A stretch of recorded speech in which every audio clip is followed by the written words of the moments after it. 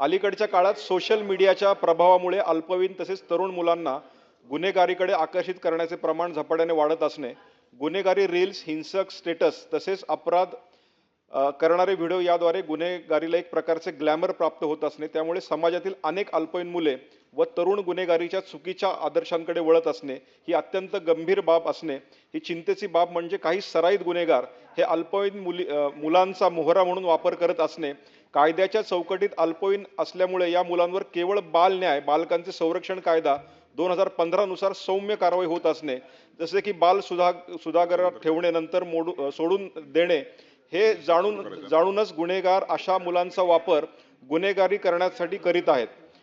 Social मीडियाचा प्रभाव अनेक मुले गुन्हेगारी व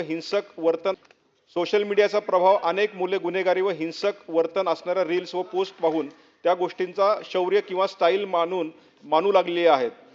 मागील 8 पेक्षा जास्त क्षुल्लक कारणासाठी गुन्ह्यांची नोंद आमच्या पिंपरी चिंचवड शहरात झाली आहे. तसेच मारहाण, चोरी, लूट अशा विविध प्रकरणे निदर्शनास आली आहे. हे प्रकरण गांभीर्याने घेऊन राज्यात देखील हीच परिस्थिती आहे. त्यामुळे शासनाने उच्चस्तरीय समिती गठीत करावी, जी सोशल मीडियावर गुन्हेगारी प्रवृत्ती वाढणाऱ्या कंटेंटवर लक्ष ठेवून धोरणात्मक उपाययोजना करणे, गुन्हेगारीसाठी अल्पवयीन मुलांचा वापर करणाऱ्या टोळ्यांविरुद्ध विशेष तपास पथक स्थापन करून कठोर कारवाई करण्यात यावी.